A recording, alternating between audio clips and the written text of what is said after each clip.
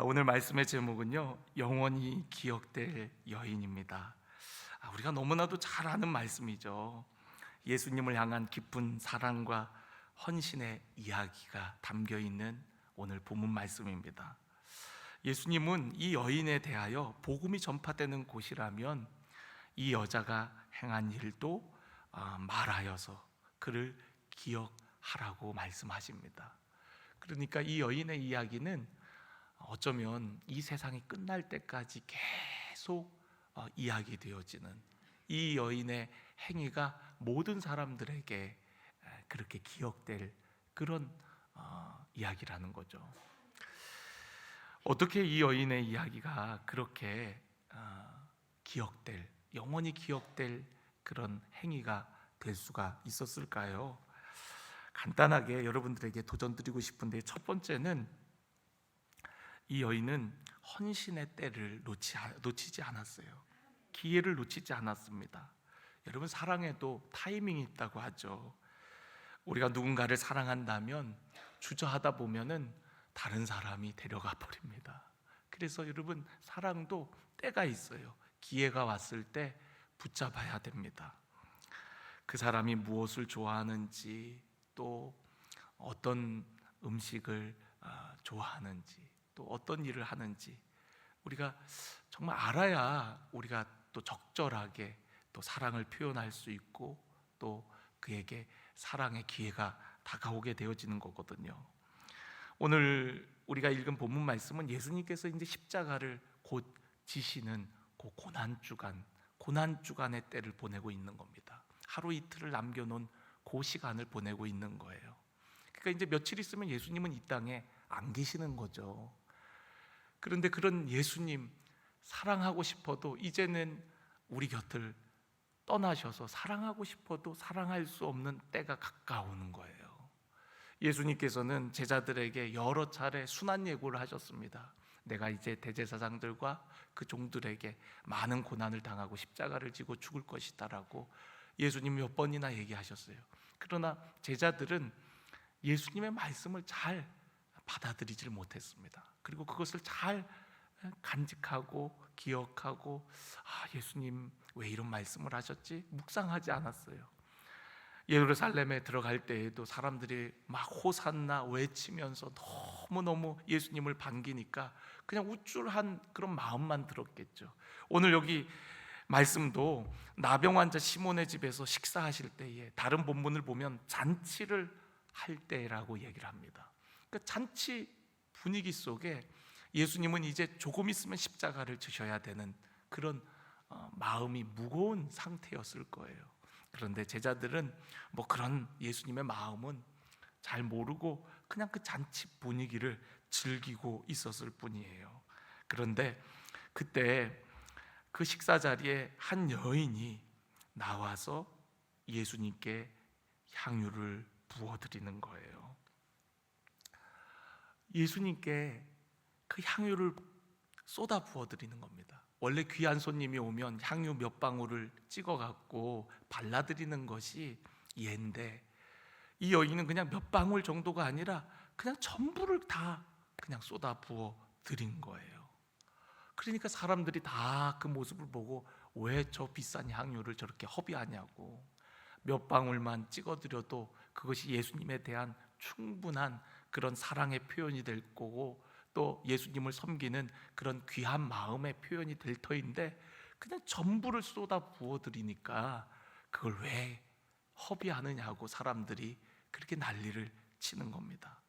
그러나 오늘 예수님께서는 그 여인에 대해서 그렇게 괴롭게 하지 말라고 얘기를 해요. 왜냐하면 내게 좋은 일을 하였다라고 얘기를 합니다. 어떤 좋은 일입니까? 8절에 보면 그는 힘을 다하여 내 몸에 향유를 부어 내 장례를 미리 준비하였다라고 얘기를 합니다. 평소에 좋은 귀한 손님이 오면 향유 몇 방울을 묻혀갖고 바르는 정도이지만 장례 때에는 그 향유를 거의 쏟다시피 해갖고 그 시신에 발라드리는 거거든요.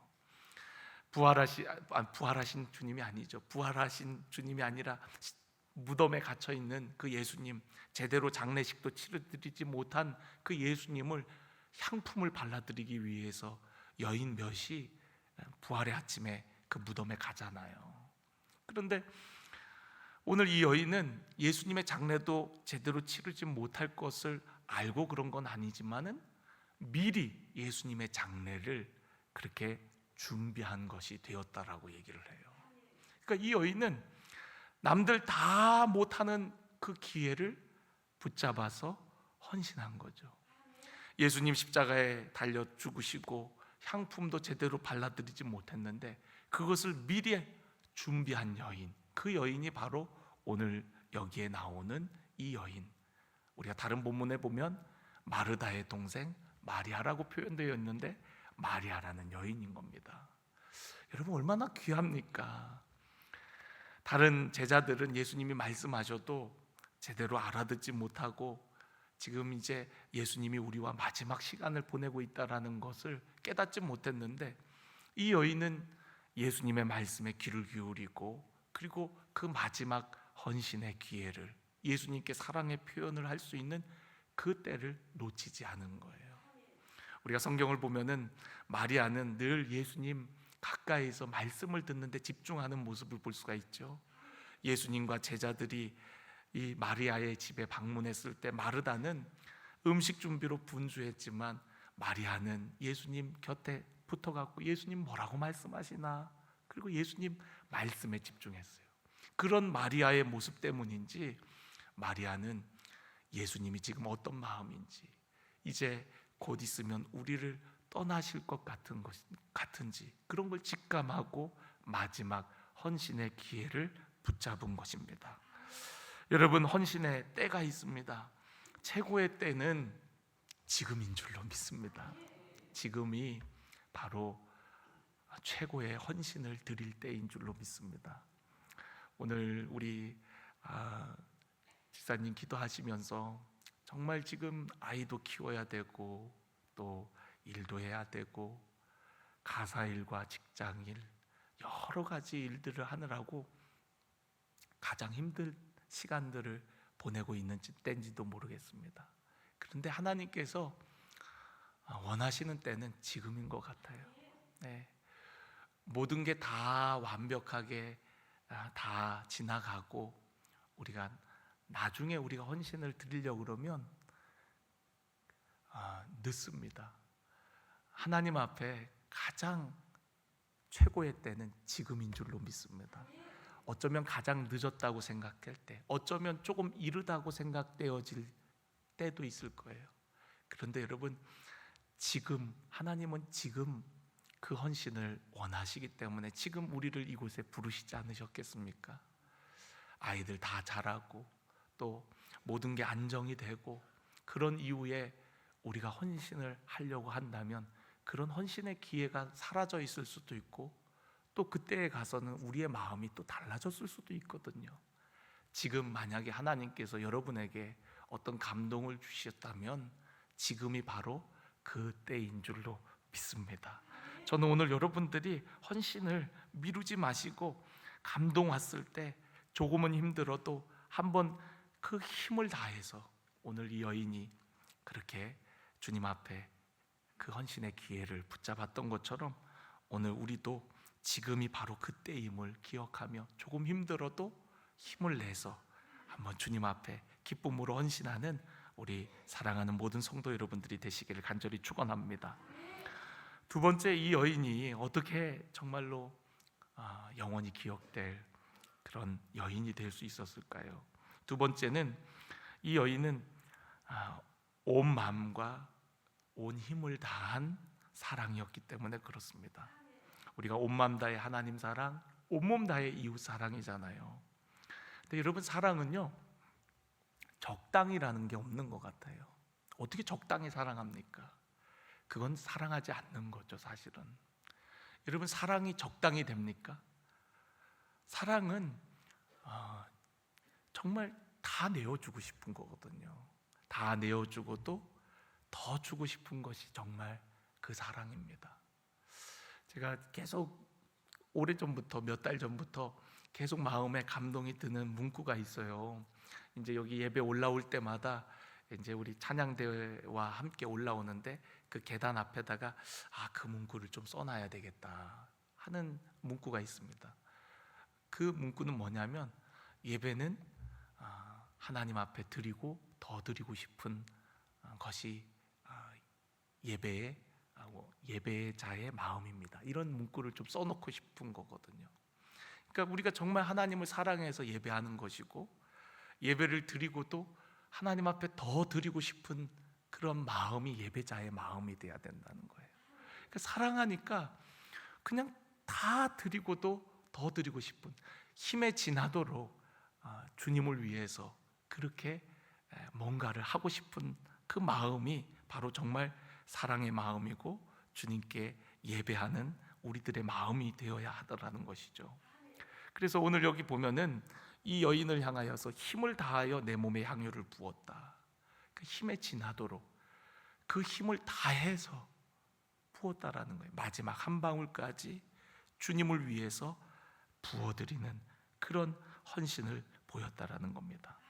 그런데 사람들은 그런 여인의 헌신을 보면서 왜 이 비싼 향유를 허비하냐고, 이것을 가난한 자들에게 팔아갖고 나누어 주었으면 좋으려만, 이렇게 얘기를 합니다. 그렇게 얘기하는 사람들은 사실은 가난한 자들을 생각하는 것이 아니라 주님을 사랑하는 마음이 없기 때문에 그렇게 말하는 자들이었어요. 요한복음에 보면 그렇게 말하는 자가 누구냐면 가룟 유다라고 이야기를 합니다. 가룟 유다. 여러분, 이 사건이 있고 나서 가룟 유다는 바로 나가갖고 대제사장들과 그 무리들을 만나갖고 예수님을 어떻게 넘겨줄까를 논의해요. 그러니까 향유 옥합을 깨뜨리는 이 사건 이후에 가룟 유다가 뛰쳐나가갖고 그들과 이제 협의를 하는 거거든요. 그러니까 여러분, 가룟 유다는 가난한 자들을 정말 생각하기 때문에 그런 것이 아니라 예수님을 사랑하지 않았던 거예요. 예수님을 사랑하지 않는데 옳거니 요거 좋았어, 이유가 됐어, 이렇게 생각하고 바로 나가갖고 예수님을 팔려고 이야기를 나누는 겁니다. 그러니까 여러분, 우리가 이미 사랑이 식으면 이 사랑이 식은 이유를 찾으려고 그래요. 내 신앙이 식으면 내 신앙이 식는 이유를 다른 데에서 찾으려고 합니다. 사실은 주님과의 사랑이 식었는데, 주님과의 관계가 멀어졌는데 거기서 찾지 않고 다른 이유에서, 교회가 이렇기 때문에, 누가 이렇기 때문에, 누가 이래서, 그래서 우리는 나는 이렇다고 얘기를 합니다. 여러분, 사실은 그게 문제가 아니에요. 주님과 나와의 관계가 멀어졌고 주님을 향한 나의 사랑, 첫사랑, 그 처음 가졌던 그 순수했던 신앙이 식어졌고 잃어버렸기 때문이지 사실은 다른 것들이 문제가 아닙니다. 그런데 우리는 가만히 있다가 그 이유를 하나 발견하면 그것 때문이라고 이야기할 때가 많습니다. 가룟 유다도 예수님 평소 행보가 뭔가 좀 마음에 들지 않았겠죠. 그러다가 이 여인이 향유 옥합을 부어 예수님께 드리는 모습을 보고, 아니, 예수님은 저 귀한 향유를 저렇게 낭비하는데 그런데도 저 여인을 뭐라 그러지 않네? 예수님은 가난한 자들을 위하는 척하였지만 실제로는 위하지 않는군. 그러면서 화를 냈다고 했는데 그 화가 사실 이 여인을 향한 화이기도 하지만 사실은 간접적으로 예수님을 향해 내는 화 아니었겠습니까? 예수님이 얼마나 민망했겠어요. 그 여인을 꾸지람하는 사람들이 얼마나 민망했겠습니까? 그러니까 6절에 예수님께서 가만두어라, 너희가 어찌하여 그를 괴롭게 하느냐. 사실 예수님의 마음을 불편하게 하는 거예요. 그 여인만 괴롭게 하는 것이 아니라 예수님의 마음은 안중에도 없이 예수님을 간접적으로 비난하고 화를 내물 통하여서 예수님의 마음을 불편하게 하는 행위였던 것이죠. 그 여인의 행위를 칭찬하십니다. 그가 내게 좋은 일을 행하였다라고 그렇게 말씀해 주세요. 여러분, 가난한 자들은 항상 있습니다. 그러나 예수님은 항상 있지 않아요. 그래서 헌신의 기회가 중요한 거고요. 오늘 그 기회 가운데 이 여인은 정말 힘을 다해서 계산하지 않고 이게 300데나리온인지, 아니 300데나리온보다 더 값어치 있는 것이라 할지라도 그것이 내게 있는 가장 귀한 것이었다면 이 여인은 주저하지 않았을 거예요. 그것이 300데나리온이 아니라 1000데나리온의 가치를 하는 것이라 할지라도 주님을 위해서 힘을 다해 드렸다라는 것이죠. 여러분, 우리 주님께서 그렇게 우리에게 온 힘을 다해서 우리를 위해 희생하시고 헌신하신 거 아니겠어요? 마지막 피 한 방울까지 우리를 위해서 내어주셨지 않습니까? 그래서 여러분, 마지막으로 이 여인의 이야기를 왜 그토록 하라고 예수님이 말씀하셨냐면, 이 여인의 헌신의 모습이 하나님의 헌신과 닮았기 때문에 그렇습니다. 우리 주님이 보여주신 헌신의 행위와 매우 닮았기 때문에 그래요. 오늘 이 여인은 낭비라고 얘기합니다. 이 여인에 향하여서 많은 사람들이 왜 그걸 허비하고 낭비하냐고 얘기를 해요. 그런데 여러분, 진짜 낭비하신 분은 하나님이시죠. 거룩한 사랑의 낭비의 원형은 바로 우리 하나님이십니다. 하나님께서는 죄로 말미암아 죽은 우리들을 위해 하나밖에 없는 독생자 예수 그리스도를 보내어주셨어요. 내어주셨어요. 여러분, 그것만큼 낭비가 어디 있습니까? 영원하신 하나님께서 죄로 말미암아 죽은 우리들을, 죄와 허물로 말미암아 죽은 우리들을 위해서 이 땅에 오신 것, 또 오셔서 그냥 있으신 분이 아니라 우리를 위해서 물과 피를 쏟으시고 모든 것을 내어주신 그 십자가의 사랑만큼 이 땅에 더한 낭비가 어디 있겠습니까? 그러니까 여러분, 이 여인이 보여준 그 낭비, 그 거룩한 허비는 하나님의 모습과 너무나도 닮았다는 거예요. 하나님은 우리를 위해서 아낌없이 하나밖에 없는 아들 예수 그리스도를 보내어 주셨고요, 또 그 아들을 십자가에 못 박혀 죽으시기까지 우리를 내어주시는 그 사랑으로 거룩한 낭비를 보여주셨다는 것이죠. 여러분, 오늘 그 사랑, 그 은혜를 우리가 잊지 않기를 간절히 원합니다. 말씀을 준비하면서 정말 하나님이 우리를 위해서 허비하신 그 사랑을 기억할 때 정말 이 사랑을 어떻게 우리 성도들에게 전해야 될까? 어떻게 설명을 드려야 될까? 어떻게 하면 우리 성도님들이 그 하나님의 그 크신 사랑을 알 수 있을까? 참 고민이 되고, 또 정말 어찌해야 될지 막 가슴이 벅차오르는데 이것을 어떻게 표현할지 모르겠더라고요. 그런데 여러분, 오늘 그 하나님의 사랑, 그 십자가의 사랑 우리가 너무나도 많이 들었지만, 오늘 여러분의 마음 가운데 그 사랑의 감격이 성령으로 말미암아 깨달아지고 느껴지고 경험되어지기를 간절히 원합니다. 오늘 그 거룩한 낭비, 그 사랑의 헌신을 여러분 잊지 말고, 오늘 우리도 이 여인과 같이 사랑의 기회를 놓치지 않고, 그리고 우리의 최선을 다한 사랑으로, 헌신으로, 힘을 다한, 힘에 지나도록 우리 주님을 섬기는 그런 섬김의 삶을 통하여서 우리도 주님 닮아가는, 또 이 여인과 같이 우리가 그렇게 사랑하기를, 또 섬기기를, 헌신하기를, 그렇게 결단하기를 간절히 원합니다. 여러분, 짐 엘리엇이라는 우리 선교사님을 너무나도 잘 알죠. 그분은 휘튼 대학을 수석으로 졸업하고, 그리고서 하나님께 부름을 받아서 저 에콰도르의 아우카족이라고 하는 족속을 위해서 선교사로 나아가게 됩니다. 근데 그 아우카족은 너무나도 원시적이고 야만적인 족이어갖고 굉장히 위험해갖고 아무도 그들에게 복음을 전하려고 가려고 하지 않았어요. 그런데 짐 엘리엇과 3명의 친구들이 같이 의기투합해갖고 그곳에 복음을 전하러 가게 되어집니다. 그들은 그곳에 도착하자마자 그 아우카족 사람들에게 끔찍하게 살해를 당해요.